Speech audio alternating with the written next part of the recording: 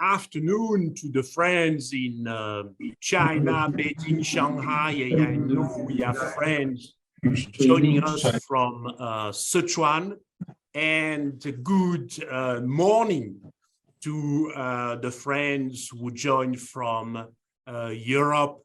Clearly, it's a great honor for all of us to be able to listen, to see first and to listen to President Romano Prodi. It's going to be a very rich moment, intellectually rich moment. But I have to say that for me, my name is David Gosset. It's a moment of celebration because after 3 years of work, I would say even hard work, well, we have been able to publish 3 books on China, what we call a triptych. In 2020, the first volume on international relations, China and the world from an international relations perspective. In 2021, we were able to go on with the second volume, but from the angle of economy and business. And this year, in 2022, we just published the third volume, China and the World, Culture, Ideas, and Art. And I have to say that for me, this is the most important. I loved all 3 books, but I would say that culture is the keystone of what we are doing and maybe what we should do. It's a collective celebration because 57 contributors wrote for the triptych, and one of them, President Romano Prodi, has been kind enough, generous enough to write for 3 of them, for the 3 books, one on international relations, second on business and economy, and the third on culture. It is why with other colleagues, other contributors, we are so happy to listen to what Professor Romano Prodi has to say about the book, but beyond about the relation between China and the world and China and Europe.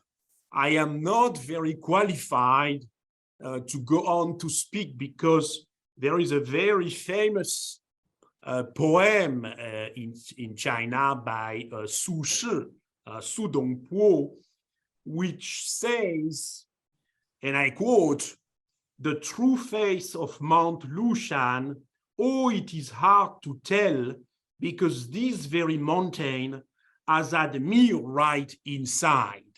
So in Chinese, because we have Chinese friends, I know we have fantastic interpreters, but let me tell you in Chinese, 不是庐山真面目，只缘身在此山中. It's a beautiful poem and on a very interesting topic. It is why now I am very happy and very pleased to give the floor to President Romano Prodi, who did so much to build better relations between China and Europe, China and the world. President Romano Prodi, the floor is yours. Thank you very much for your time, President. No, I'm fairly happy to talk with all and with a lot of Chinese and non-Chinese friends. Clearly, we celebrate here the publication of the 3rd volume. I have here all the 3 volumes, but we have to talk in general about our relation because sorry to tell you that we are not in the best period of our relation, and we have to be very frank, very open, the tension, since we started to write this book, the tension had increased, not decreased. Let's say there are more economic problems. Trade is not anymore open and free as it was before. The political tensions are very high. I am only happy that in all this turmoil, there was in Bali a meeting between President Biden and President Xi, and it was time. It was time to do that because before that meeting, I was very afraid of the possibility of a world confrontation. You know, that it was not in my mind since many decades. And when they were in Bali, and we stayed together 3 hours, 3 hours, my hope came back that, of course, not all the problems could be solved, but at least there was a dialogue. A dialogue to do what? Dialogue, first of all, to regulate the world tension, especially concerning the Ukrainian war. We did. I am convinced, and I stated publicly that the solution of the Ukrainian problem can start only with an agreement between President Xi and President Biden. There is no other way out, you know. And because of the political moment in China and the United States, it was difficult to do it before. Then, after the reappointment of President Xi and after the midterm election in the United States, this meeting was appropriate and in good time. And we have really also to think deeply to the problem concerning the relation between the European Union and China. Clearly, they cannot be split cannot be divided by the American-Chinese relations because there is the NATO agreement, there are constrained international relations. But I do hope that a direct dialogue, reopen a direct dialogue will be positive both for China and for Europe. You know, first of all, for the peace in the world. Second, to increase direct relation. I remember the Silk Road, the Silk Road that must be implemented. Silk Road is a great proposal, but we did not exploit it as we should have done, you know. And so in this common world, there is a room for direct relation. And first of all, politics, as I underline. But in the second volume, we were dealing about business. And this is a very important part of our relation. And in business, we have deep problem, especially high technology, because high technology is the daughter of politics, is linked with policies. not only with the dual system, but because the challenge is not only a military challenge, no, is even, maybe even more, an economic challenge. And so the political context has had a deep influence, negative influence on trade and cross-border investments. And clearly, the links between Western world and China is already so deep, thanks to all the good years of cooperation, that we have not broken it. We've simply damaged, and we have to work in the direction of, let's say, diminishing the danger and trying to keep open all the fields in which is necessary to do it. You know, not easy, also because of COVID, not easy also because of limitation of travel. Think to tourism, how important it is for linking people, you know, to see ourselves directly, you know, personally, all the cultural meetings in presence are a dream, still a dream, you know, and so to keep it alive with a book is important. Is not the same thing, but it is so important, you know.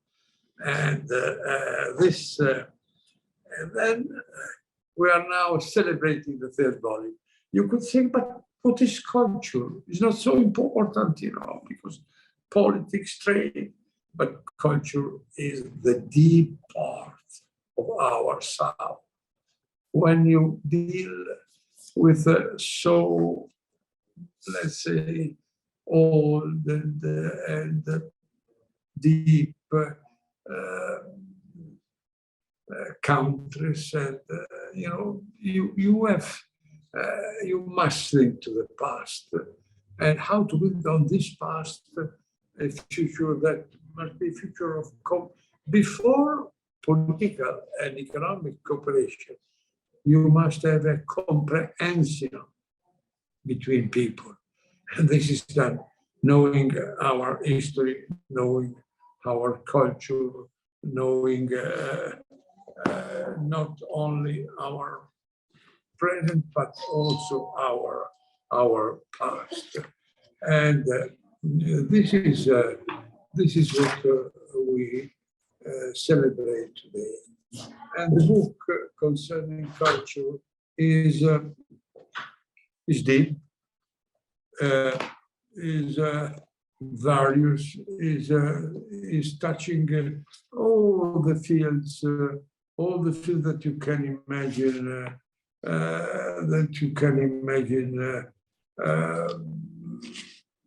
in our present situation. And you will read in this book all the possible partnership that you can do, how to touch the problems concerning all the specific aspects of our culture. And this is very interesting, because when you read the other two volumes, you read also moments of competition. And the third volume is the idea, look, we are all better off confronting our history, our art, our picture. How was so similar the Chinese history concerning the idea of representing the past and the future of the country with Western history, even if the two experiences were so broken and so divided. And so when I say that, summing up, ending our meeting, when with the first two books, we celebrate the difficult problem and trying to solve them, in this book, we celebrate the unity of the culture and the idea that mankind is united. And this is my simple message. You know, I am not specialist in figurative art. I am not specialist in literature, you know, but I do know that the link, the missing links can be reorganized only with the cultural dialogue. And so I do hope that my friend that will follow this conversation will go into the specific fields in order to demonstrate the importance of this link. And this is my wish. And thank you for your patience. And I do hope that we can soon meet in presence. I am fed up of this distance built by COVID. Thank you so much. Thank you very much, President. And yes, we hope we can meet very soon. We had invited, I say we had invited, and they had accepted our invitation, the chairman of the Taihu World Cultural Forum to be with us today. But the situation COVID-wise is highly problematic, and we have Chinese friends, but also I just received a message by a colleague and friend in Serbia, and she has a fever, so she had to cancel as our friend from the World Cultural Forum, Taihu World Cultural Forum, but their annual forum will be on the 18th October 2023, and by then we hope that things can return to normality. Also, President, I would like to thank Il Mulino, this fantastic publisher in Bologna, because to work with them as a publisher, it has been a great pleasure. Their intellectual quest for excellence is something that we have appreciated very much. President, you said everything you said, of course, is extremely important, but you said something which I think captures the moment when you spoke about the relationship between China and the world, or China and the West, I may say. You said damaged, but not broken. And I think it's a very important, and I will remember your way to speak about our third volume, speaking about a celebration of mankind, because actually this is what the third volume is all about. After the difficulties presented in a nuanced way on political issues and economic issues, we have tried to show the commonalities and that harmonization is possible between China and the West, certainly. Thank you so much, President. Therefore, since Chairman Yen cannot be with us, I will give the floor to someone who has been a strong support from day one, without whom the book would not be what it is. Professor Louis Godard, who is joining us from Rome after returning from Greece. And I like to think about this itinerary, Greece, Rome, and we are now talking about China and the world. Professor, the floor is yours. Thank you very much, Professor Gosset. Greece, Italy, China. I must say that of the 3 splendid volumes dedicated to China and the world, this 3rd book is the one that sees me most involved because it deals with culture, ideas, and art. These are 3 magic words that, once shared, have the extraordinary ability to build bridges between peoples. As said Professor Romano Prodi, it is no coincidence that the volume begins with an essay dedicated to the Tianjin Juilliard School, seen as a cultural bridge between China and the world. A school that brings together students from 20 Chinese provinces and regions, and that welcomes an international community of students from 12 different countries, is truly a bridge that the new generations will know how to use in the future. Going through the contents of the book, one notes with immense joy that the various aspects of culture are treated, from design to the search for common bases that are also expressed in the inevitable differences between peoples, to the role of the book, to the impact of Chinese musicians on classical music, to the role of art, to the fundamental need to promote translations, as underlined by Professor Gosset, to increase mutual knowledge between peoples, to archaeology and its problems, or the various expressions related to the world of culture are addressed in this volume.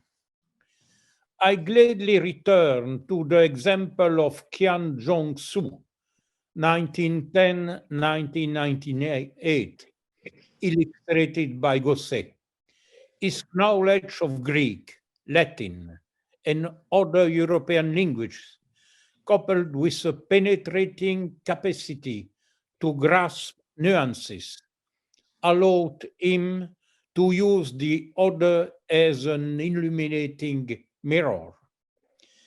Qian's limited views, published in 1979, constitutes a summit of cross-cultural dialogue in which mutual understanding based on translation and comparatism takes one of the most important forms, mutual elucidation. In various essays, the great lessons of the sages of the past are addressed, and we note an extraordinary convergence between the lessons of the great sages of ancient Greece and Confucius. Greece, the man imbued with classical culture, capable of knowing himself, was, as another Greek maxim asserts, the measure of all things. The formation of the individual, according to Confucius, has many points in common with the formation of the Greek man.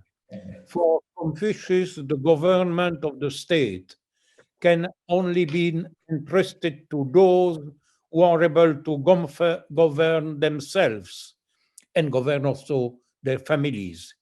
It is exactly what the sages of ancient Greece prophesied. I cannot forget, excuse me, that I am also an archaeologist, and I would like to dwell for a moment on the beautiful essay by Deborah Lair, The Role of Archaeology in the relationships between China and the world.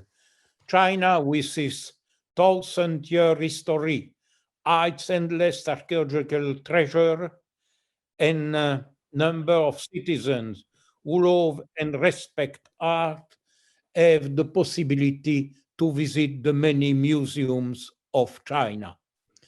However, in China, just as in Italy, this cultural wealth attracts art traffickers and the mafia that wants to illegally seize the treasures of the past to finance crime and terrorism.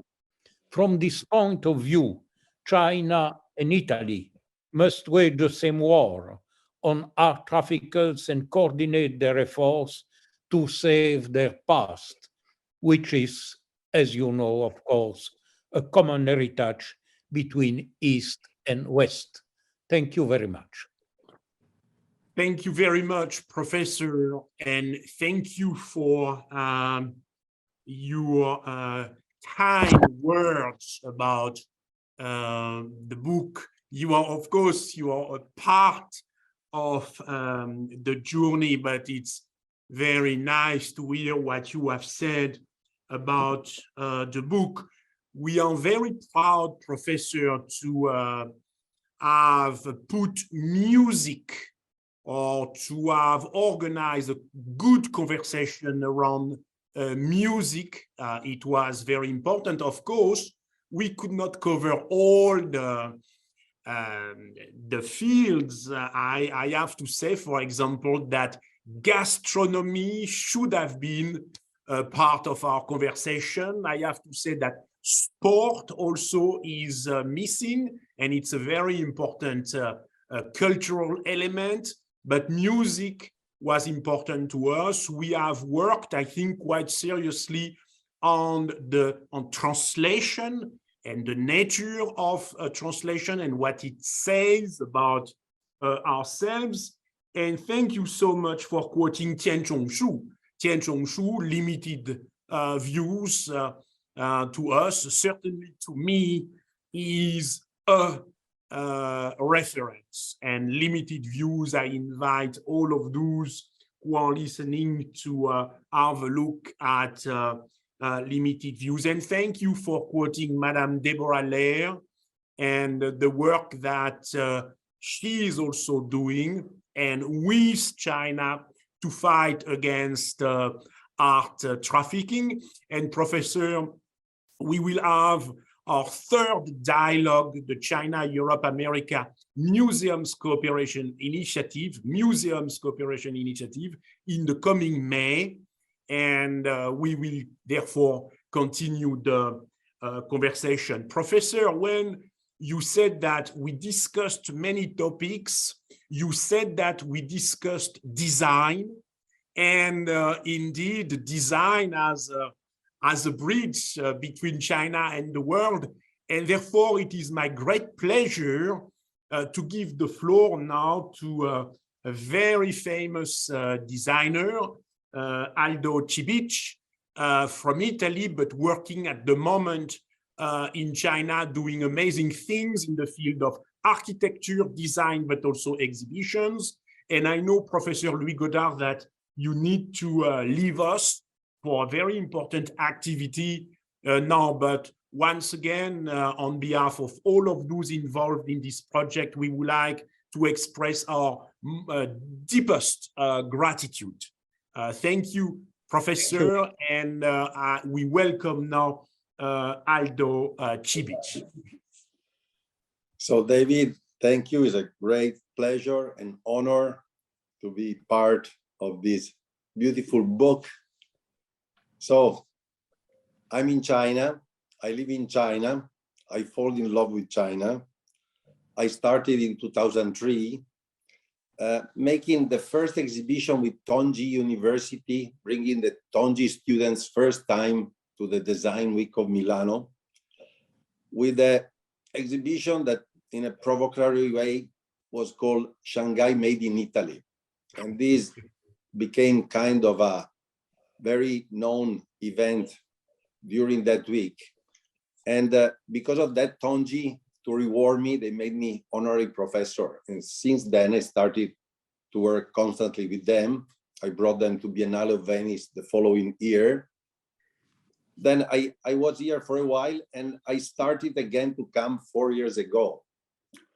And the reason was the vice president of Tonji that has the idea of working together of an urban regeneration project in this compound of workers nearby the university, putting together young generation with new activity of the young generation, labs, common kitchen, co-working, and a lot of micro activities together with the old people. And this was for me, for the first time, even if I came many times, the first close contact with the Chinese society of Shanghai in this case. And speaking of culture at a social level in this case, I discover how great society it is. And it even happened that it was like challenging my my vice president of the university. I said, if you give me, being an Italian, I said, if you give me a good espresso, I can come to live in this compound. And he gave me the good espresso, a very good espresso, actually with the coffee from Yunnan, not from Italy, very good coffee from Yunnan. And I found this tiny house of 34 square meters that became my place. I made a very nice, simple, and inexpensive decoration. And what is beautiful of China is that, I mean, in few months, it became maybe the most published house ever in China. I call this project Accessible Beauty to show, I mean, the fact that one is not necessary to throw down the compounds as they usually do. Two, you can improve from inside. And third, you can do something that everybody, many people in this particular moment, when in China you feel that there is the desire of upgrading your status, many people fall in love with this idea. So this is one of the things that we are doing. This creates a great popularity. Anyway, I have a studio here, and what I was very touched, always speaking at the cultural level, was that we started to work with this great museum that designed by Jean Nouvel, by the way, the Museum Art Pudong, where we have now 2 exhibitions. One is opening in the following days, and one is already open. One is on design, called Design for Fun. And the other is, the title is A World of Beauty. And it's the first time that Museo Archeologico of Napoli and Collezione Farnese, they send the most incredible, beautiful marbles to China. The exhibition is becoming very impressive. Is once very much all the idea was how really to have the Chinese falling in love with this exhibition. So with a very psychologically attention to be very generous. But I have to tell you that what was one of the most touching moments, and is related to what also Professor Cody just said, is that there was one day an online call between the director of the museum of Pudong and the museum and the director of the Museum of Napoli. And in this moment, I sincerely felt very touched, because you really see in a real way how culture is putting all of us together. So this is just to say that what we have to do. I'm not in politics. I'm not related to any of the political problem. I say that I enjoy this society. Another interesting point that Professor Prodi was pointing was the fact that what we miss, what we really feel to miss living here is how difficult is for somebody from far away to understand what China is, what people think, what is really happening. And so I think that the best we can do from our side and from my side, from the little I can do, is just creating all the possible opportunity of creating these kind of bridges, because these bridges are incredibly important. We have to write more. We have to build a more peaceful exchange, because I mean, I don't think that Italian society, because I'm Italian, if they know more Chinese society, they have nothing against each other. So we have to try to calm down all this pressure that is coming from the politics and unpleasantly from the media. Because on the other, when you move the conversation to another level, I mean, is where you can create an interesting future. That's what I think. Last, I mean, I want to say that here, the reason I'm happy to be here is because China, what is for me unique in the world, I lived and I've been in many places, is that as an interesting level of curiosity. There are not many countries, in my opinion, that have still this level of curiosity like China has. And we are doing projects that maybe we couldn't do anywhere else. And especially in the recent time, we are discovering niches of that are really incredible, because I did a project in Biennale in 2004 about new community in the countryside. And after 18 years, I found who is realizing this project here in Shanghai, just in Jiading, which is part of the city of Shanghai. It's 40 hectares of organic farm with 40 empty houses of a farmer village, where we are doing something that will show how nature, agriculture, food, health are coming together with a unique model coming from China. We are working with the warehouses that they storage all the material of the villages that are thrown down all around China. And with this, we are making exhibition of beautiful furniture with something which is totally recycled. So I say,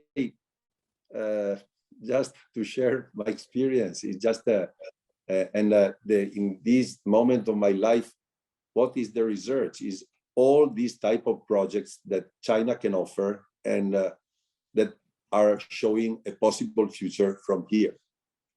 Thank you very much, Aldo. We all know you are doing a very significant work in Shanghai, and the way through your design, through your architecture, you communicate beyond linguistic systems. It's very stimulating, and clearly the exhibition, which I think is going to open tomorrow or the day after tomorrow, A World of Beauty, is going to be, in a sense, historical, but also a fantastic convergence of great minds around beauty. You spoke about Jean Nouvel, marble from Napoli.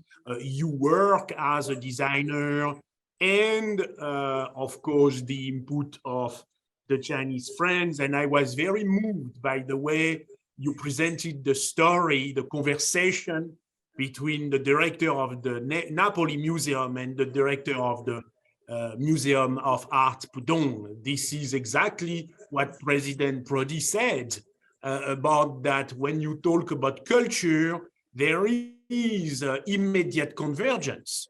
And by the way, you are a bridge, Aldo, but the speaker I'm going to introduce now spoke quite often about some people, and certainly you are one of them, Aldo, that he calls creators of convergence. You are a creator of convergence, and this is highly significant. Now, from President Prodi through Professor Louis Godard to Aldo Cibic, actually we were between Italy and China. I have to say Italy and China. Now we are going to go to Paris, and I will give the floor to a contributor to our third book, someone who has a very rich business corporate experience. So you can tell me, but why he didn't write for the second volume? Well, it happens that Jean-Philippe Reynaud loves ideas, and he wanted to discuss the issue of representation, and I encourage you to have a look at his essay. It's a very stimulating essay. Jean-Philippe, thank you for your support. Maybe you are sad because the French team yesterday lost to the Argentinian team. It was a beautiful match, but now we celebrate China and the world. Jean-Philippe, you have the floor. Well, thank you very much, David, and hello to every one of you. And yeah, the game was thrilling yesterday. I guess that it was interesting for everyone who loves collective sports. It was a representation of mindset, and mindset is probably something we like to address when we speak about China and the world, when we speak. And then when I drafted this modest contribution to this book, I was really happy to be part of this third element of the triptych. The interest of the triptych is that you can address different segments of a problematic with a strong focus on each of these, but then the triptych makes it a globality. So intellectually speaking, it was very interesting to read the various elements and then build a global understanding of the problematic. So I was delighted to be part of the last one, because culture, ideas, we need converging ideas, we need to be intellectually convergent, stimulated, agile, I would say. And my contribution wanted to point out the importance of the understanding of each other's institutions and social representations. When we say China and the world, that means, okay, what do we do together? How do we understand each other as stakeholders of the world to which we belong, each of us? There are so many challenges, and obviously we are joint stakeholders to act for solving these challenges. And then what I think it's worth in business, because business, when we want to be successful in business, we have to establish stakeholder mapping, understanding to who we are talking, what is the interest of our stakeholders. And that's exactly the same in public affairs, I would say, and politics and representation of societies. I think deeply that the future of societies and the future of nations is more stable, is more visible, is more open, I would say, to progress when there are strong institutions, and also cooperation can be better, deeper, stronger, more quality, more prospective, when we first point at their representation, how institutions representation the communities, ethnical communities, regional communities, national communities. That probably has been missing, I must say, depending on the, let's say, contingencies of international, geopolitics at some years. And then by the strength of institutions, by the strength of social representations, we can overcome these contingencies and being long-term cooperations. There is one word which is very dear to me in business and also in geopolitics. Of course, ethics, no need to say, but responsibility. We are responsible for someone, for other people, for the people who we represent. We are someone responsible also for the people we are talking to.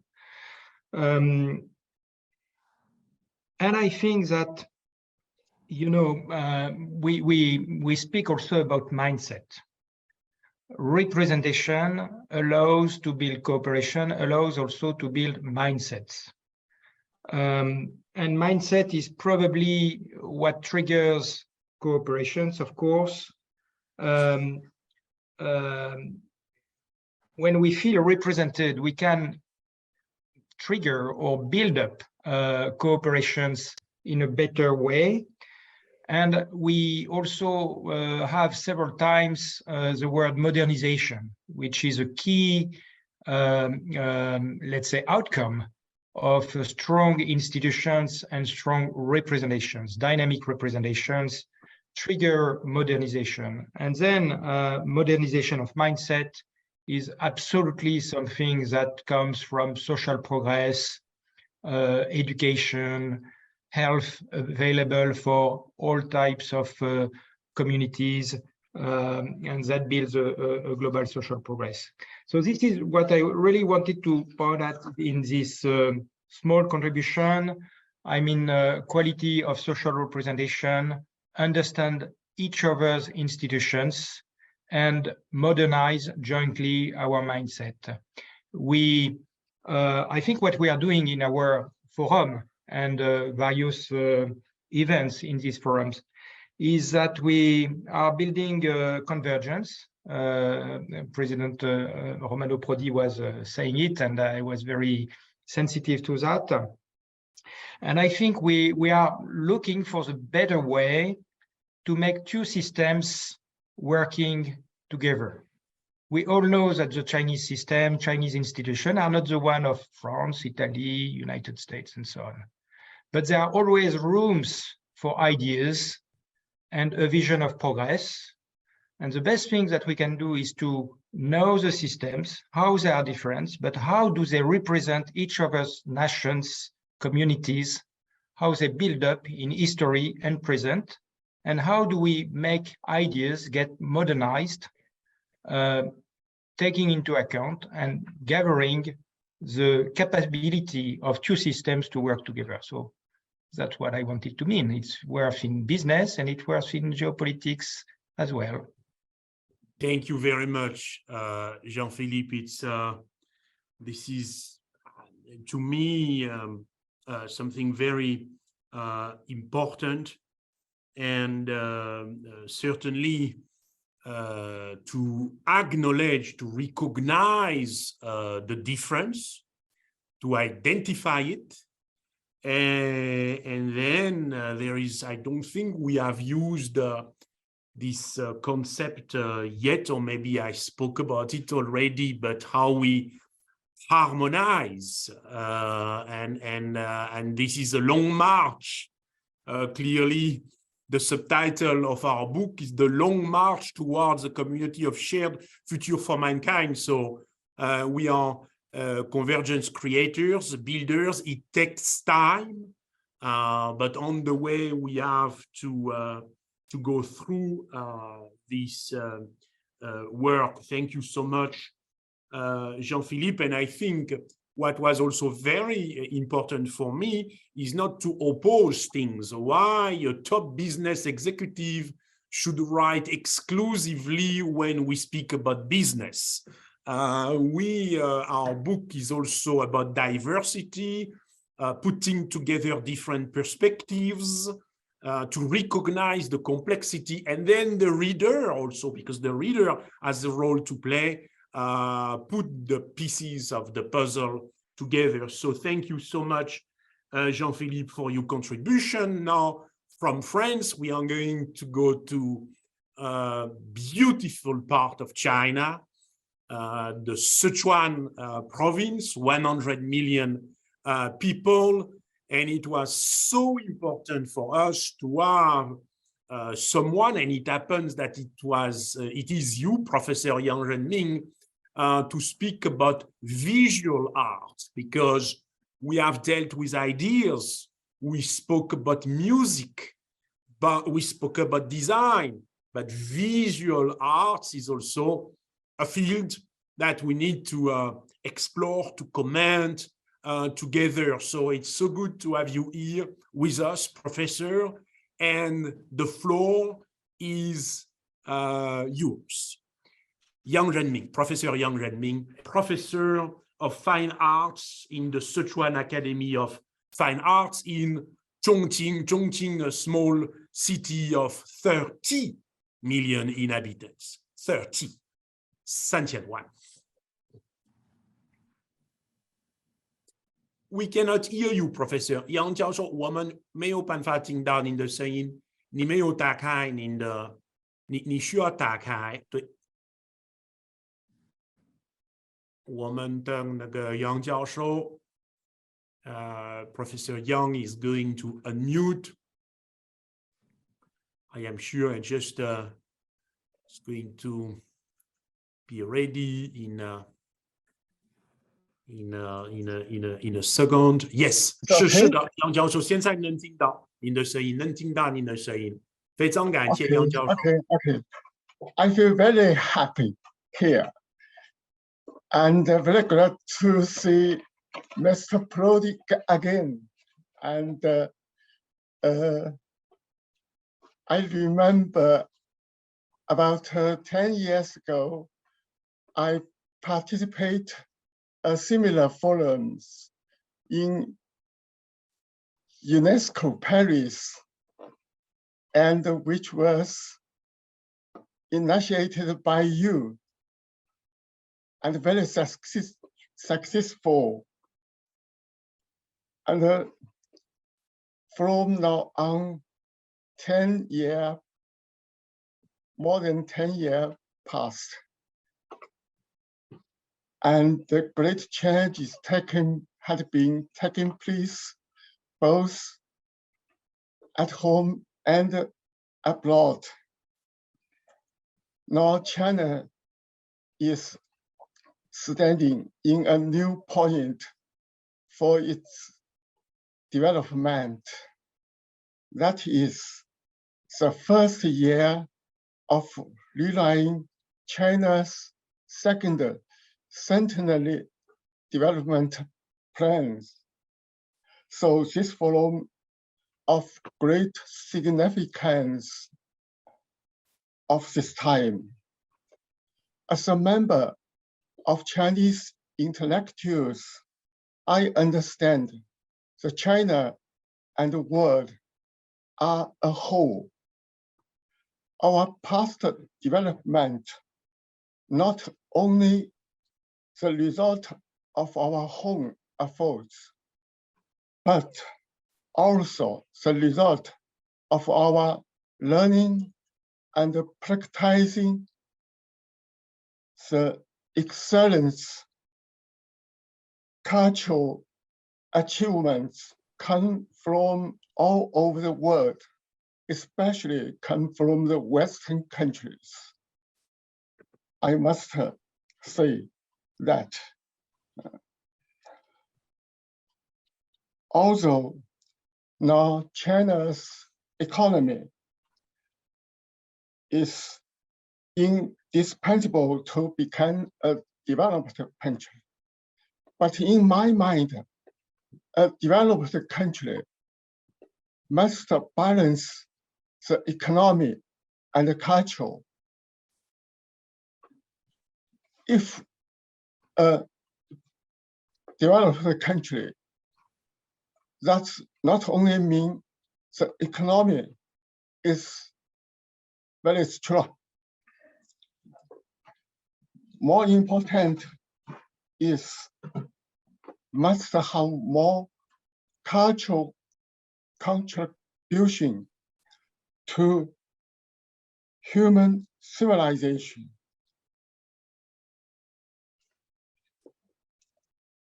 So, in some degree, I mean only in some degree, the knowledge and the thought are important than money and the material things. The cultural activity important than business. Of course, I mean only in some degree. We should pay more attention to history and tolerate more different cultures. The richness and the diversity of culture are just as important as the diversity of biological species. This is not only the development demand of our country, but also the common demand of all mankind, because we know how deep we study history. That means how far we grasp of the future, how many tolerance and understanding of culture diversity. It means how smooth we have to solve challenges and problems. China, as a country with long history and rich traditional culture, we cherish our history and also cherish all kinds of foreign cultures.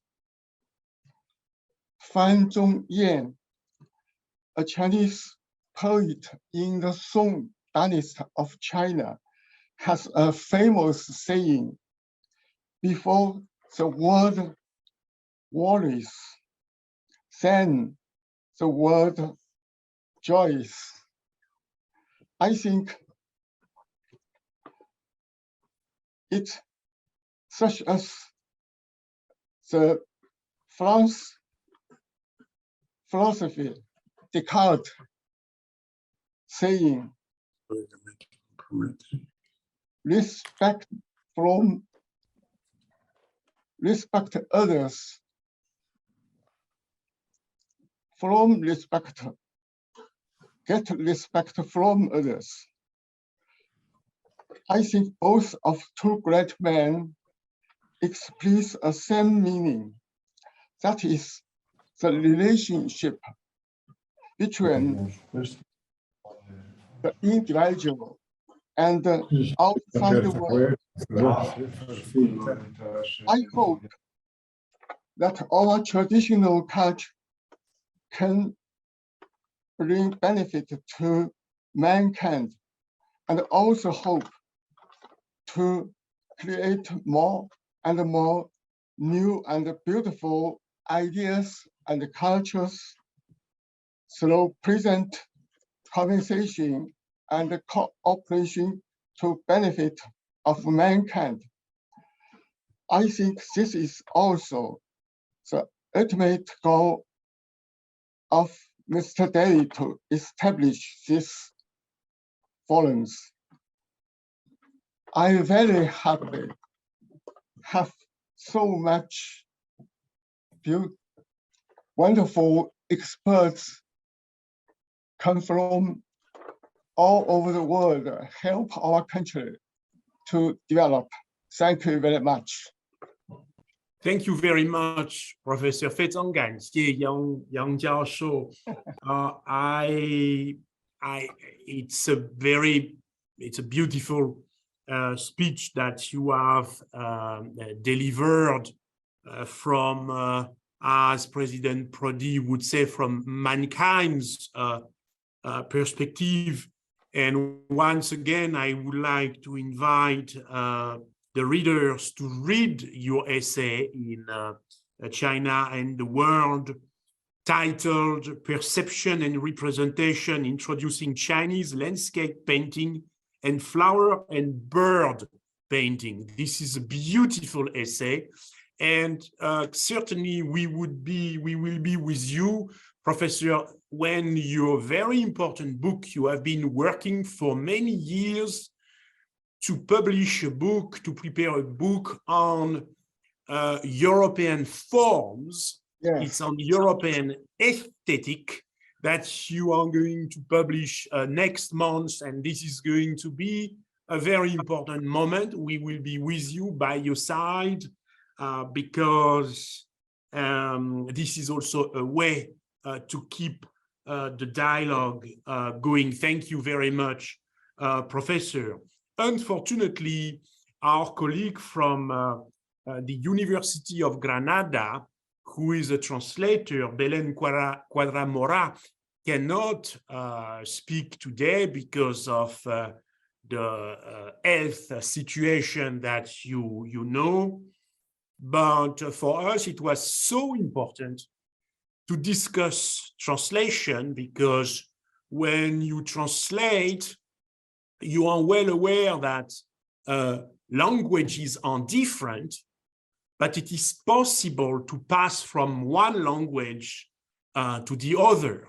So to understand this articulation between sameness and otherness, I think for all of us, it's very important to think about translation and the process of translation itself. And clearly, when we look seriously at the relations between China and Europe, let's say, it's a long history of translation. And therefore, I also seize this moment to thank our two interpreters today, Huang Chihua and Chu Min. And I know that the real true Silk Road is in the minds of the translators. So this is what I wanted to say. But therefore, Belén from the University of Granada cannot be with us, but we have the pleasure to have Professor Augusto Soto. Actually, Professor Soto is from Chile, but he's teaching in Spain at the prestigious ESADE Business School. And it's fair to say, and by the way, Professor, you mentioned the UNESCO forum that we organized more than 10 years ago around President Prodi. Augusto Soto was with us. And before this UNESCO forum, and after, up to now, and it will go on, I hope, for decades to come, Professor Augusto Soto has been one of the most exquisite creator of convergence. So it is a great pleasure and honor for me to give you the floor, Professor. The floor is thanks, David Gosset, Mr. David Gosset. You're a legend yourself.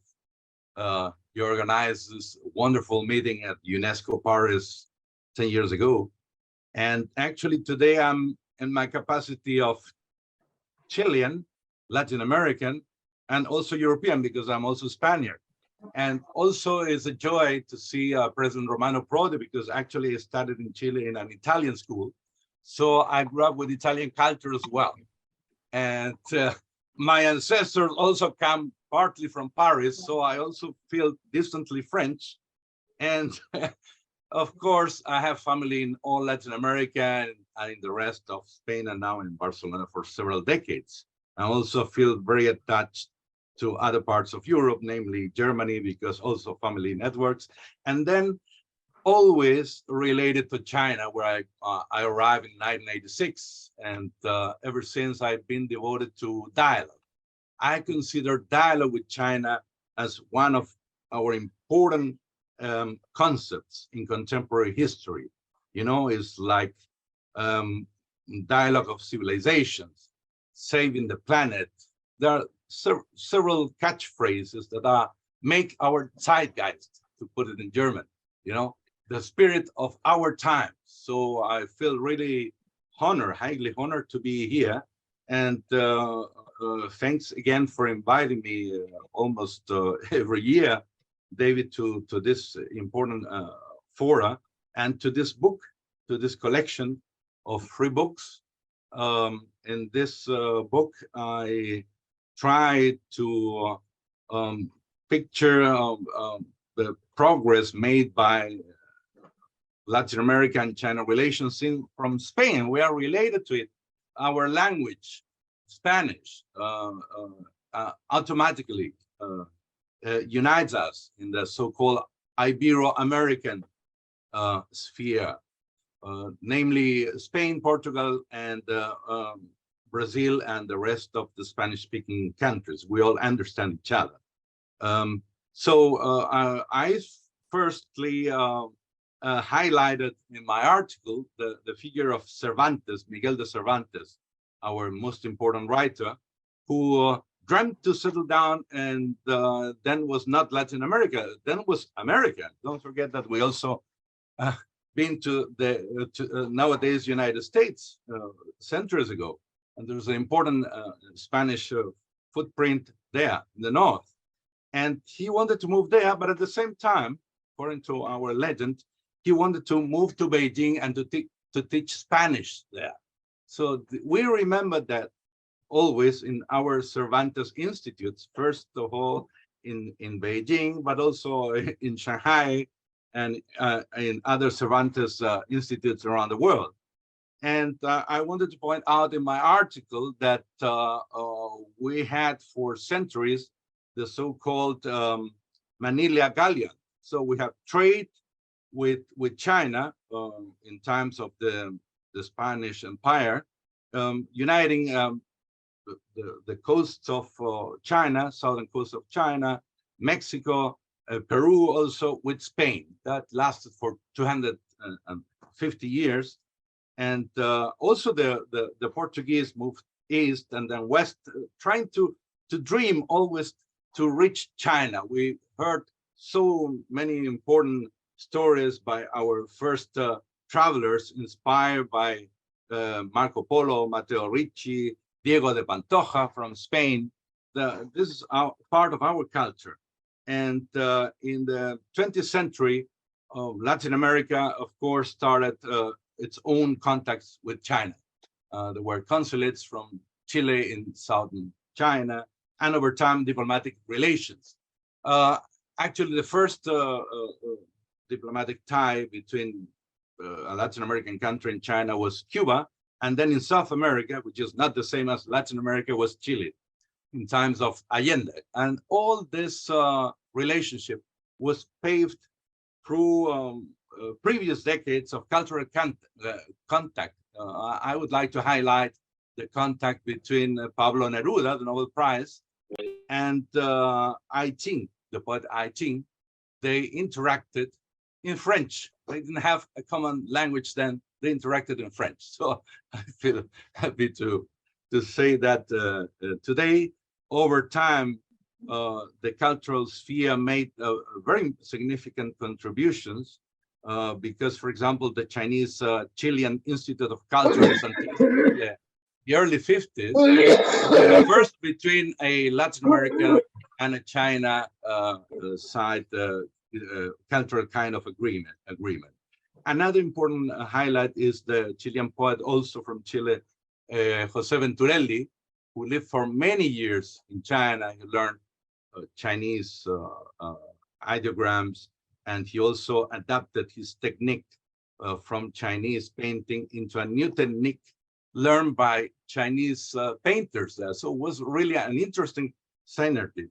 And over time, then, I mean, he also had workshops with famous workshops with painter Qi Baishi, also in Beijing, in the Academy of Fine Arts. And over time, then we have this giants of our literature, mainly Borges from Argentina, Octavio Paz, Nobel laureate from Mexico, Garcia Marquez, etc. Then we have the Latin American boom, which was very well accepted in China, because in the Spanish language, a new way of telling stories was brought about, also made a big impact in Europe, in the Western world, but also in China. So we could develop this kind of fruitful exchange, the power of words. Of course, these giants, these encyclopedists, so to speak, to use the French word also, developed very much in France, so to speak, but even though it's a previous concept, did not speak Chinese. Nowadays, we have excellent translators. This is the next step then in my article. So these big names that pave the way for my lateral relations. And and then nowadays, these excellent translators and writers in Beijing, Shanghai, Sichuan, different Chinese cities and provinces learning Spanish, Portuguese, and in our continent and in Spain, we're reinforcing the learning of Chinese. We have to know that only in Spain, 50,000 citizen students learn Chinese at different levels, and in Latin America, there are several Confucius Institutes. That's another dimension that I also wanted to stress here, the contribution between the Confucius Institutes and several universities here in Spain and in Latin America, and with the Cervantes Institute, as I mentioned before. The Cervantes Institute has been really a focus for different synergies between Latin American countries and Spain. This is something, so again, I go back to the language that had united us even more. Now, the main China's classics have been translated. That's not an issue. Our main classics from Latin America and Spain have been translated into Chinese, and now there are challenges. There are several challenges. For example, mass media.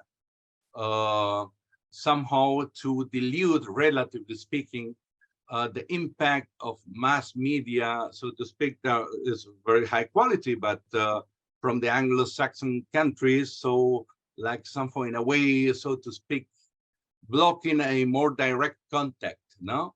So many Latin American, including Spain and Portugal, views of China are somehow filtered through this Anglo-Saxon way of telling stories, which is fine, reaching, but this is part of the truth. That's part of the truth only. And opposite, the view of Latin Americans about China is very much still permeated by Anglo-Saxon media, which is, again, I say, interesting, enriching, but is part of the story. So there is still this challenge of developing more cultural and news agency interaction. For example, there are very important signs in that. There are several editorials of the China International Publishing Group, for example, in China, and other editorials in each country in Latin America and Spain. We are very much in this united in the Spanish-speaking world. And last but not least, well, there are several commonalities between especially Latin America and China, in the realm of the so-called high context cultures, the importance of certain perception of reality of language, which is not as direct as between Central and Northern Europe and Latin America and China. In this, there are commonalities. Things that are not being said can also be interpreted, understood. The importance of family, the importance of nuances, several nuances. This is a very important thing we have to stress on that. I try to do my best in my lectures whenever I can. And last but not least, I overheard in our conversation, previous contributions that we might meet this coming year. And this is very important because we have spent 3 years not meeting. And I'm not speaking for myself. I mean, I would go to China now to see my friends and to talk about the future, about the present. But I'm thinking of the new generations of people who have been to school and entered university, both in China and in Spain, Portugal, and Latin America, who had never been to China. This is very important. So I'm looking forward to this coming year. And again, I'm so happy and honored to be here. Thank you very much. Thank you very much, Professor. And once again, your essay, Cultural Relations Between China and Latin America, an overview from Spain, is something that anyone interested in Latin America, China relations have to read. And I have to say, Professor, that I like very much the part, the power of words. And because here it's almost counterintuitive. That is, it's not communication beyond languages that bring us together, but words themselves. And of course, the personality of what you say about Borges is absolutely fascinating. So it's a very important essay, Professor. And talking about Taihu World Cultural Forum, and I hope that we all meet at Taihu World Cultural Forum in October 2023. I have the good news now that Chairman Yan Chaozhu was able to fight, let's say, the tiredness generated by COVID, and also some technical issues.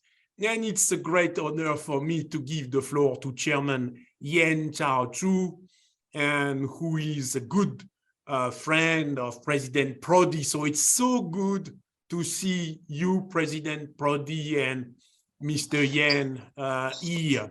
But I hope, as you said, Professor Soto, that we meet in person very soon.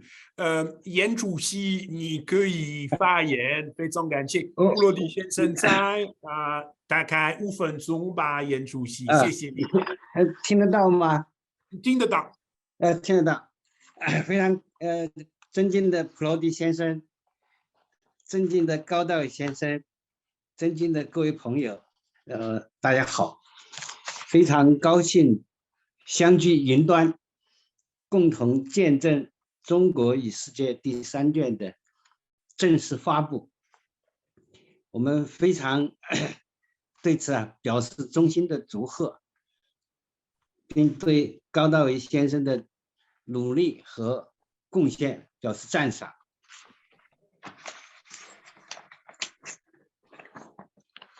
这个第3卷呢，这3卷巨制就抓住了这个一个重大的课题，就是高道先生说的是21世纪最重大的一个议题，就中国与世界。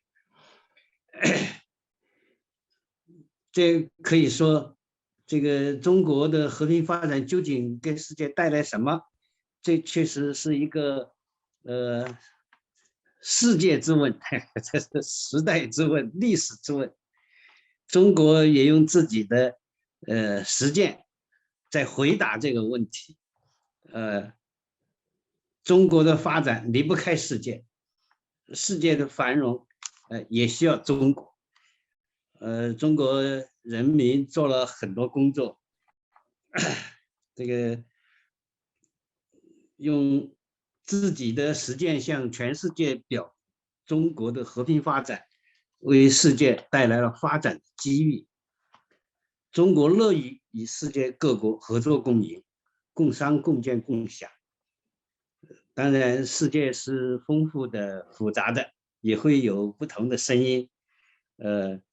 我这个各个国家社会制度不同，历史背景、文化传统都不同。有差异是不奇怪的，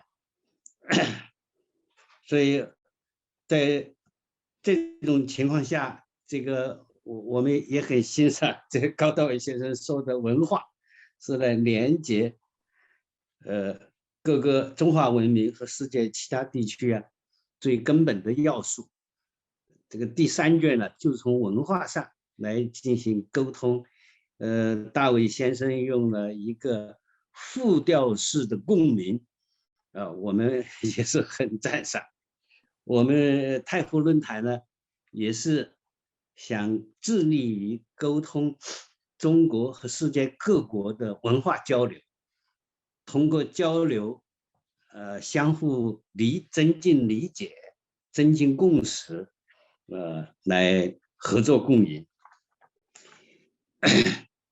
现在这个世界形势也有严峻复杂的方面，越是这样，我们越是要加强这个不同文化的交流，加强我们的沟通和合作，提倡一种开放包容、相互尊重、合作共赢的这么一个文化。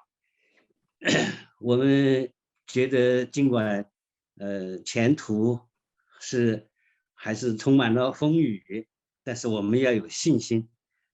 我觉得应该看到这个经济全球化呀、世界多极化呀、社会信息化呀，这些它都是大势所趋、人心所向。这个另外气候变化引起的一些极端的天气，还有传染病啊，在全球的流行，这些都倒逼着我们必须相互团结、共克时艰。所以在这个时候啊，我们一定要增强信心。你像全球化的问题也是这样，我们只有合作，才能共同来应对气候变化呀、传染病和包括经济上的这个发展，求得世界的持久和平和共同的繁荣。在这里啊，我也诚恳地邀请各国的朋友到我们中国来多走一走、看一看。我们进一步加强沟通，增进我们的合作，和我们的这个共创美好的明天。谢谢。非常感谢严主席，而且能有机会看到您，让我们大家特别开心，也非常感谢您的同事。你们对这个我们可以说这个文明之间的对话做的重要的工作特别是这个是在那个带湖世界文化论坛之下的所有的活动、所有的对话是非常重要的东西，所以我们大家希望。其实这本书不重要，就是最重要是我们一起继续对话，一起想办法解决人类面临的问题，这个不能不做的一个工作。所以希望明年10月份我们可以大家在东部见吧，主席。好，东部见，非常感谢 ，Thank you so much, Chairman. Yen, and now we go back to Italy, not far away from Venice, maybe in Venice with Emilio Quinte. Thank you so much, Emilio, to be with us. Thanks to President Romano Prodi, we have had also very important conversations between China and Europe, China and the world at the Chini Foundation on San Giorgio. So it's very good, Emilio, to have you with us. Please, Emilio, the floor is yours. Okay. Hello, can you hear me? Very clear, Emilio. Okay, Grazie. wonderful. So thank you very much, David. Thank you for this invitation. I'm very honored to be ranked among such prestigious speaker. And so my brief intervention will be dedicated to a very important figure to me, which is Matteo Ricci. Matteo Ricci, I thought about Matteo Ricci when David asked me to speak about the topic of why culture matters in the relationship between China and the West. Because I always thought that the figure of the Macerata Jesuit Matteo Ricci has always fascinated me very much. He was a brilliant and multifaceted personality. He was a man of letters, a mathematician, an astronomer, an explorer, and a missionary. Many, of course, remember him for his prodigious intelligence and for the symbolic construction of the Palazzo della Memoria, the memory palace, a technique that allowed him to learn and remember almost everything.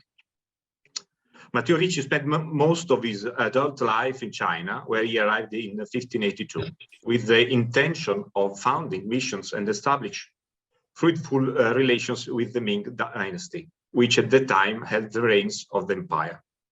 He immediately understood that if he wanted to have any hope of success in the enterprise that had been entrusted to him, he would have to master the language, culture, customs, and rites of the millenary culture of the Middle Kingdom. Following in the footsteps of Alessandro Valignano, his master and superior, he resolved to become Chinese among the Chinese by adopting monk's robes and speaking Mandarin, which he learned with astonishing rapidity. He was also the author of the first dictionary between Chinese and a Western language. It was Portuguese because he depended on the Portuguese mission as a Jesuit. The goal of this transformation, however, was not mere assimilation. It is the passive absorption of the elements of a different culture in order to replace one's own.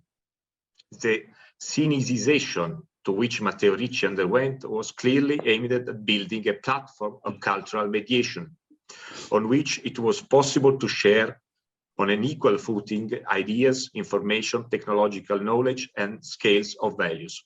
A space for dialogue, where expertise can be exchanged in order to promote common growth and the advancement of civilization. It was Ricci himself who introduced the first elements of the Euclidean geometry and the use of technology, advanced instrument for the observation and prediction of celestial motion into Chinese culture. The ability to create calendars, draw maps, and predict eclipses was particularly appreciated in the China of the Mandarins.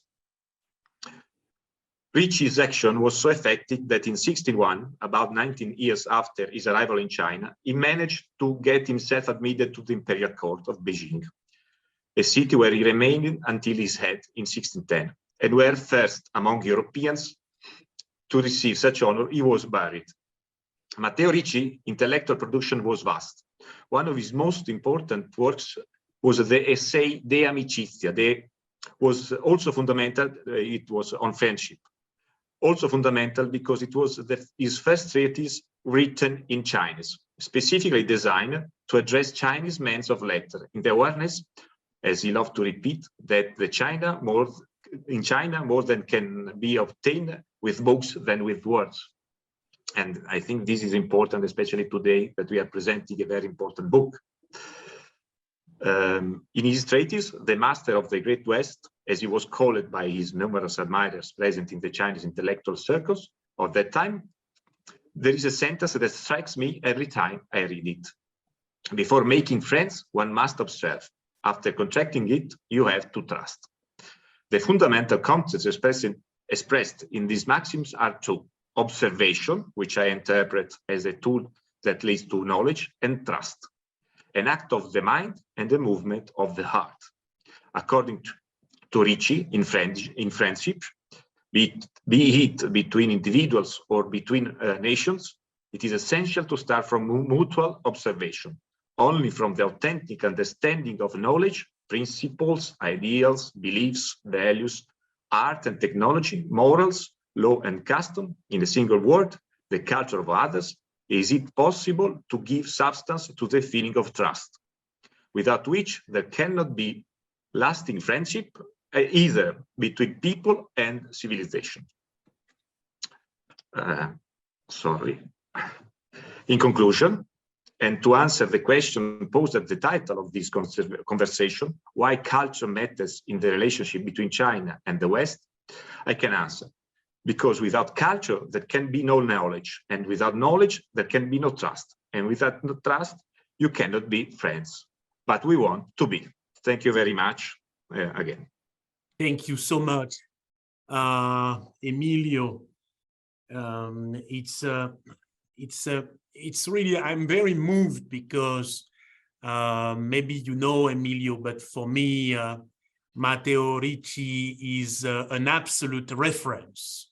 So thank you so much for your reflections on Matteo Ricci. And it's so beautiful to have Romano Prodi and Yen Chao-Chu, for example, with us, because this is exactly the illustration of what you have said, Emilio, knowledge, trust, and friendship. And then we are ready to address the issues. I have also, Emilio, to tell you that I had wonderful memories with President Romano Prodi, for example, to walk in Urbino, one of them, or to have conversation in Venice. But something which is very important for me personally is when I have visited with President Romano Prodi the tomb of Matteo Ricci, which is still intact in Beijing. And when you think about the history, the vicissitudes that happened since the death of Matteo Ricci, it means a lot. It tells you a lot about the way Matteo Ricci is perceived by our Chinese friends. Last but not least, I know that President Prodi does not like to hear that, but for me, you have Marco Polo, you have Matteo Ricci, and you have Romano Prodi. So this is the thread. Now, Emilio, thank you, and I hope we meet soon in Venice. We have a problem with the next speaker, Eugenio Bregolat. It's so unfortunate because Eugenio is very well. Of course, he's a friend. Of course, he has been 3 times Spanish ambassador in China. All is good, but there is a technical problem. So no, I don't know, Ambassador Bregolat, but know that if you hear us, we are all together today to celebrate in spirit. I don't know if we have Frédéric Duplessis with us. If not, I will give the floor to Mr. Cédric Devroy to conclude in a sense. And it makes great sense to me because as Augusto Soto said, we need to think about the future. We need to think about the new generation. And Mr. Devroy, I know you will speak for the people who are going to be in charge very soon. You are a successful business person. You don't speak exactly on behalf of the generation Alpha, but still you represent the future. Mr. Devroy, the floor is yours. Thank you very much, Professor Gosset. Before I continue, I see Frédéric Duplessis on my screen. So perhaps, how do you wish? So maybe we have Frédéric before Frédéric is in Dubai. I think, and we thought that we had a tech problem with Frédéric, but it's so important to have Professor Duplessis with us because you remember what we said about music. Professor Frédéric Duplessis is the personality who wrote on the way Chinese musicians are impacting Chinese classical music and its highlights of China in the world. Professor Duplessis, you have the floor. David, you can hear me? Oh, Eugenio, we can hear you now. Just I would like to know if Frederic Duplessis is with us. Just yes, I'm with you, David, and okay. Wonderful. So, Eugenio, we listen to Frederic and we go to you, okay. Eugenio, just by audio. Is that okay, Ambassador? It's fine. It's fine with me. It's fine with me. Please, Frederic, you have the floor, and I apologize for the imperfections. Thank you, Ambassador Ejunio, for your generosity to allow me to speak. And gentlemen, honored guests, it's a great pleasure for me to be part of this esteemed forum to talk about the impact of Chinese musicians on classical music. Now, when I think about the notion of Chinese musicians, I think beyond just the musician. I also think about the whole ecosystem that music creates. And this was a wonderful conversation that David and I had some months before the book was started, and to really sort of explore this idea of why culture really matters, and what is China's contribution to the world of classical music. And so my curiosity started with my own experience of enjoying some great Chinese classical musicians, such as Yo-Yo Ma, Lang Lang, Yu Jiawang. Some of these musicians I've also had the great privilege of experiencing in person and attending their concerts.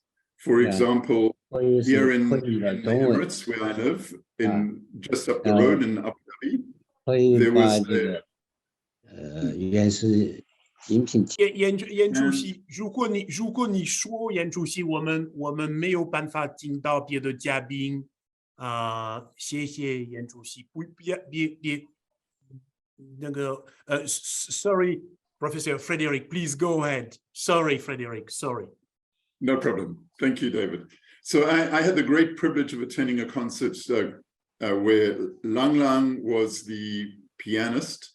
And there were some nearly 1,800, 2,000 people. It was an outdoor concert where he played Bach's, Hans Sebastian Bach's Goldberg variations from start to end. And this was one of the inspirations. The second inspiration for me was some years ago, I attended the Verbier Festival. And while I was in Montreux in Switzerland, I was astounded one morning when I went to breakfast. A pianist was sitting at the piano in this large room near the breakfast room, and she was playing one of Rachmaninoff's very beautiful variations, and I recognized her as Yu Jiawang. So this kind of was the inspiration to say, what influence has Chinese musicians really had on the world of classical music? And so I went into a deeper exploration, and what I discovered was this is truly a long march. And if we go back to the ancient times of the Silk Road, we discovered that many of the musical instruments that we have today in Europe, for example, originated from somewhere on the Silk Road. And these were brought to Europe, and they were modified and expanded and refined into what we have today. At the same time, I dug a little bit deeper, and I said, if we think about Chinese culture and we know the impact, the influence of Confucius on Chinese culture, what did Confucius have to say about music? And his view was that music is the harmonization of heaven and earth, and that our collective understanding of the arts and the understanding of culture is very heavily driven by this harmony. So these started making, all of these different areas started making a bigger connection than these current musicians who are at the top of their game as great performers, that it's not just something that's happened in a short space of time. It's got a long history, a long march, as you talk about, David. But if we think about all of this, we see then musicians such as Yo-Yo Ma. He today in his Silk Road ensemble is recognizing the influence of the Silk Road. And he talked about it being a model for cultural collaboration of ideas, tradition, and innovation. So we're seeing that being added into the thinking. Now, for me, if we think about the current times in China, and we really have to look at this last century, where China's undergone several large changes, including the Cultural Revolution. But post the Cultural Revolution, we've seen an explosion of interest in modern China in classical music. And today we have more than 40 million Chinese students playing the piano. And more than 80% of the world's pianos are produced in China. And if we think also about the famous orchestras in the world, and we think about the famous musical center of Europe, the Austro-Hungarian Empire, we think about Germany, we think about Italy, we think about France, and around the whole central part of the current European Union, where we had many of the famous musicians. And the big German organization, Deutsche Grammophon, who some years ago celebrated their 120th anniversary, not in Berlin, not in Germany, but in Beijing at the National Palace Museum. This says to me that it is absolutely fundamental and foundational, this influence of China on the world of classical music. Now, I'm a great fan also of the classical composers.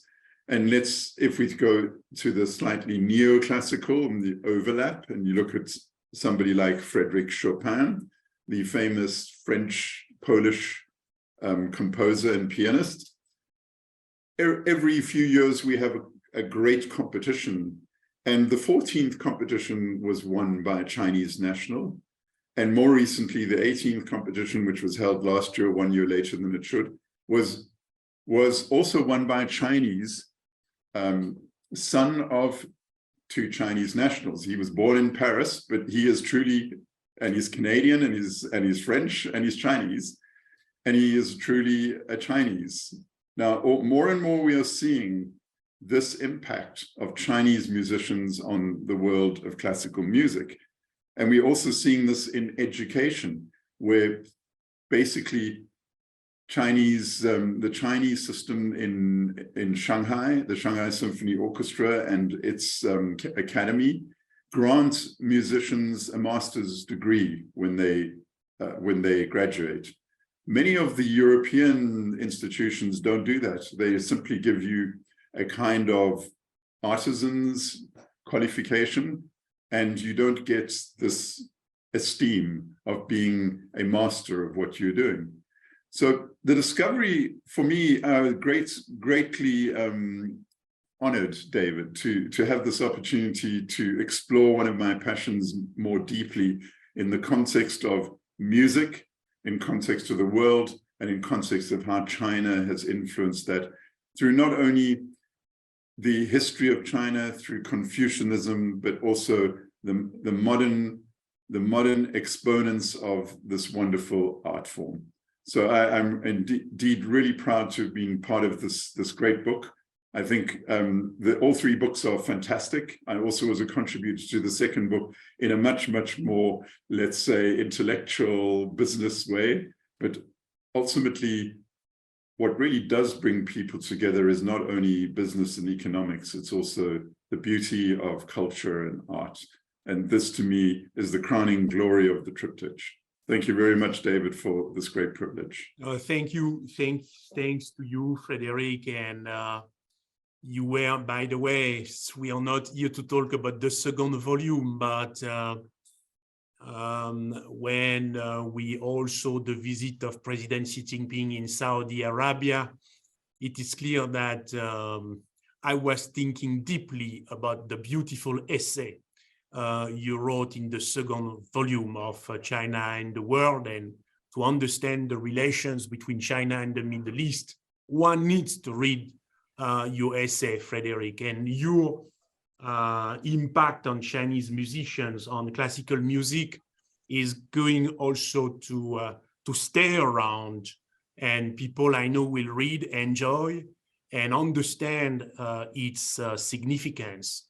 Frederic, there is a very nice coincidence, because now I'm going to give the floor to Eugenio Bregolat, I mean, through audio, but Eugenio Bregolat is clearly one of the most important Spanish diplomats, but another one was, I say, unfortunately, was Delphine Colomé, a great gentleman and a musician himself.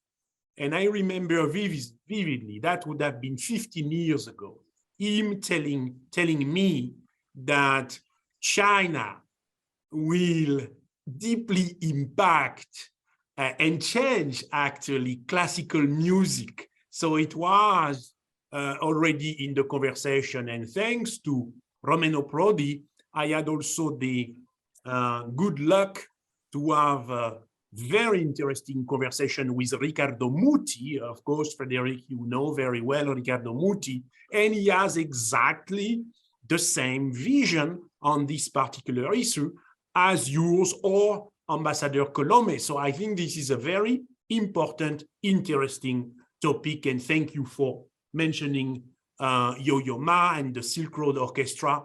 And also, Frederic, you remember that one of our metaphors to speak about China and the world is also contrapuntal music. Contrapuntal music, because here you have different melodies, but they can harmonize. So I think, well, it's a very interesting topic, stimulating, and since you are with us, Frederic, please say hello and express our gratitude to Miss Nicole Duplessis for her work and her support with the editing of our book. Thank you to you, thanks to you, Frederic, and thanks to Nicole. Eugenio, the floor is yours. And after Eugenio, Mr. Devroy, and maybe President, if you have, I know, President, that you have to leave. Please, President Romano Prodi, you leave anytime, but also, if you can conclude, we will not play the video. We wanted to play the video, but the video is not important. What is important is what it's your presence and what you have to say. Eugenio, the floor is yours. Muchas gracias, Eugenio.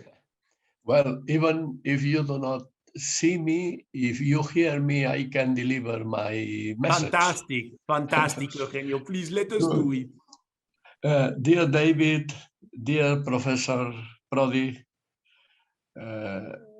friends, ladies and gentlemen. In the year 2001, UNESCO adopted the Universal Declaration on Cultural Diversity. It says that cultural diversity is as necessary a principle for humankind as biodiversity is for nature.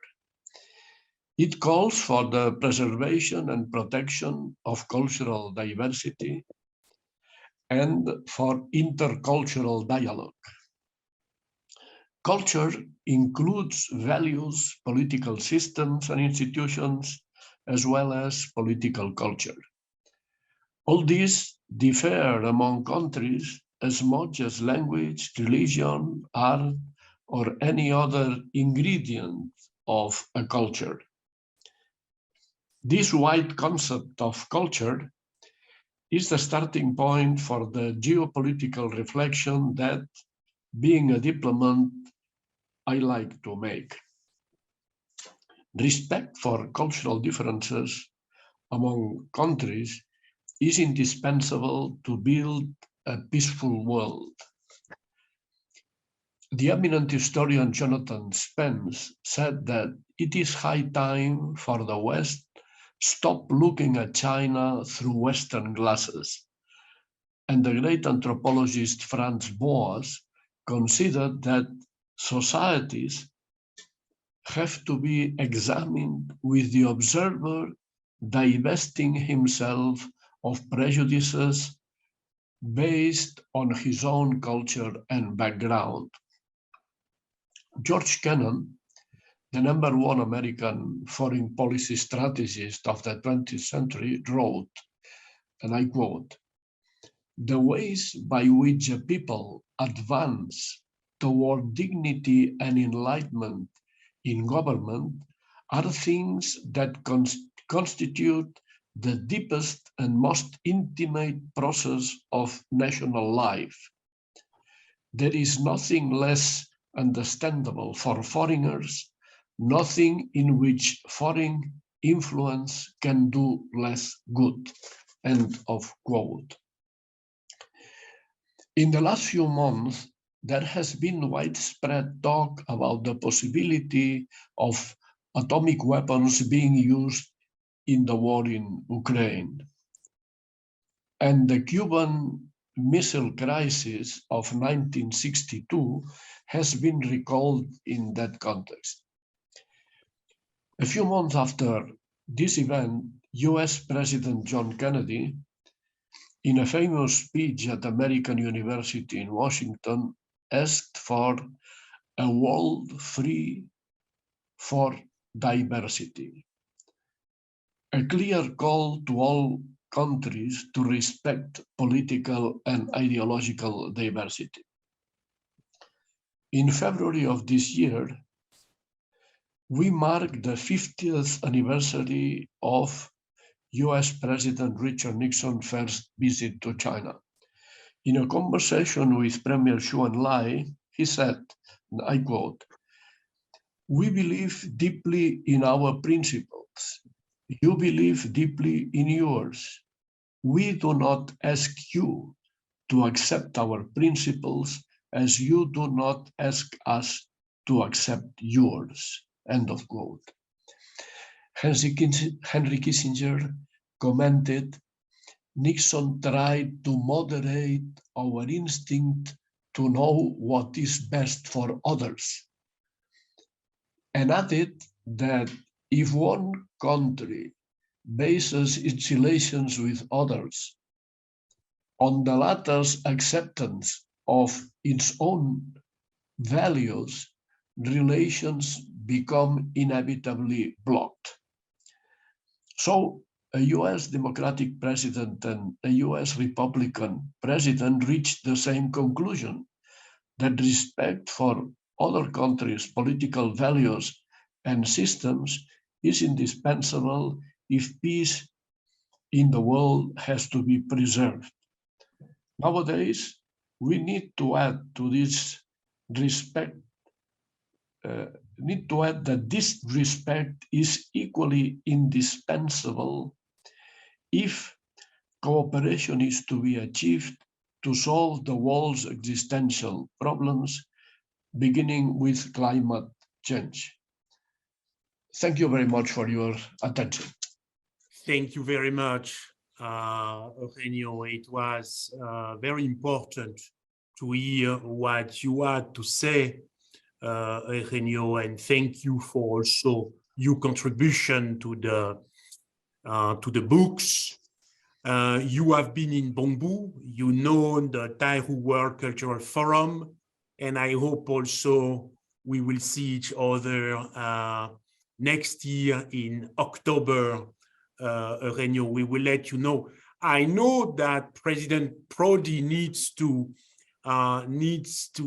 leave, and maybe before I give the floor to Mr. Devroy, I would like, President, to ask you, because I know you have been so kind to be with us for the entire event, and maybe it's the right thing for me to do, to give you the floor, President, for you to conclude, and then you will have to go to your activities. But please, President, if you have something to say, the floor is yours. The floor is always yours, President.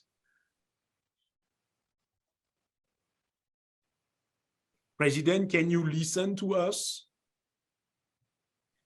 Please, Mr. Devroy, go ahead. Thank you, Professor. No, please, Mr. Devroy. No worries, no worries. I tremendously enjoyed the session tonight, but also the 3 books, of course. Some of the stimulating essays of the last one perhaps resonated the most with me. I'm very happy and honored to be part of this session. With the time I'm given, I will simply highlight that culture is paramount even in business, because too often, especially in the business world, it is mere afterthought. I wish to highlight that should be different. It is failure to factor in the importance of culture can have dramatic consequences. So allow me to start with 2 observations regarding the specificity of China. First of all, China has a specificity and uniqueness that makes it difendono i profitti nelle nostre valutazioni ancora per quest'anno. Il saldo finanziario netto delle imprese in transformation. So that means that business, brands, companies, ventures are embedded in a process of ongoing transformation, and the very survival or the very success and failure of these enterprises depend on how well they adapt to this process. Now, obviously, there are factors of change that underpin this process. One should carefully keep these factors in mind. Obviously, we think of population, of demography, but also of politics and technology, and also of culture. Now, my focus here obviously is on culture. I think that the latter, culture, could not be more relevant at a time when, for instance, in China, the 20th National Congress of the CPC has been emphasizing its own modernity in continuity with cultural traditions and its history. Secondly, a more general observation that I wish to make when we have that debate about China, also its modernity, and by extension, business values in China, well, that debate is often incredibly passionate. And we need perhaps a more rational and less passionate approach. And that is precisely what I liked about the 3rd volume. That is precisely what the 3rd volume of China and the World does perfectly well. It brings ratio to a conversation of mutual understanding. The book clearly has different pieces and make clear that we are facing a multi-conceptual world, which, simply put, means that we are facing multiple understandings of modernity. We have the Western understanding, the African understanding. The book highlighted the point of view of Russia and Sri Lanka, and we also have China's understanding. What China understands is different. And so modernization in China cannot mean Westernization. Hence, I believe the importance of cultural and emotional intelligence for business leaders, something that President Prodi called culture. He called culture the deep part, which is often part of the unconscious. Now, these two observations about the cultural specificity of the China market are crucial when looking at China's modernity and business, because we witness a transformation in what people eat, how they live, what they wear, what they read, what they listen to. And as you understand, this has enormous ramifications for business too, for consumer goods, for food and beverage, for hospitality, for my own industry, fashion retail. So not factoring in the cultural dimension, not being culturally sensitive, can have dramatic consequences for business.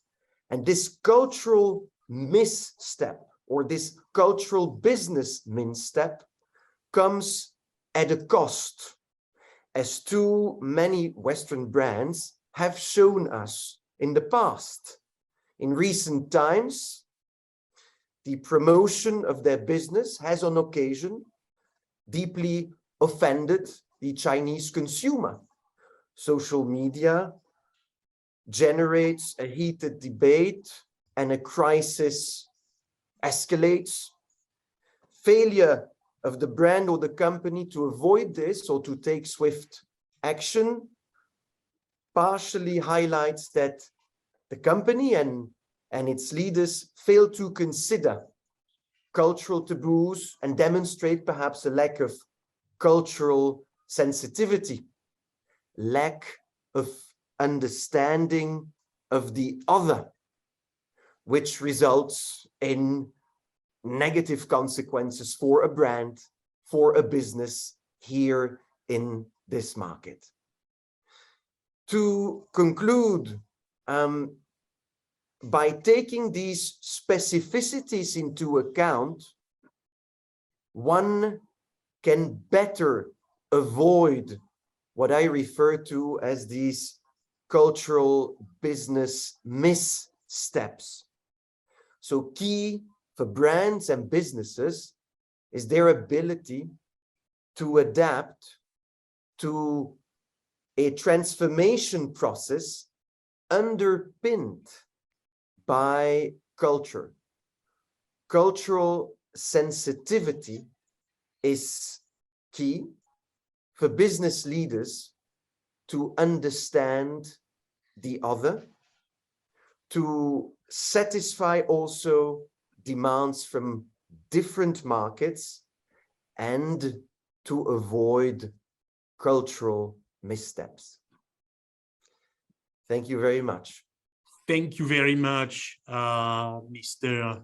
Devroy, and for the reflections, but also what you are doing on a daily basis to bring the world closer to China and vice versa. We were here to speak about one book, 3 books, one triptych, as Frederick said. Before I thank you again, I would like to give the floor to President Prodi for the final words.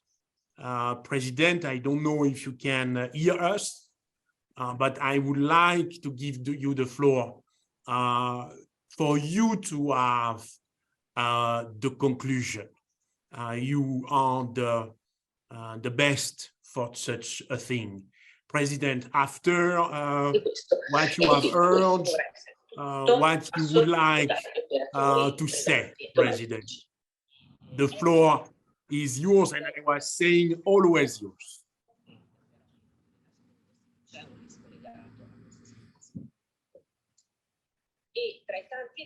Hello? Hello? Yes, President, we can hear you, President. Now you can speak if you wish. Look, I was able to follow this debate in spite of my previous engagement, and I'm so happy because I feel myself more close to you and to all of you. And look, this is in time of COVID is so important. And so my wish is that next time we can look at us physically, because we need this. But meanwhile, we did our best to be together. And this is very, very important. Best wishes to all of you. Thank you, President. And as you said, President, we simply did our best. The crisis started in 2020. Our reaction was to say, let us do a book. We did it. 2020, 2021, 2022, it is done.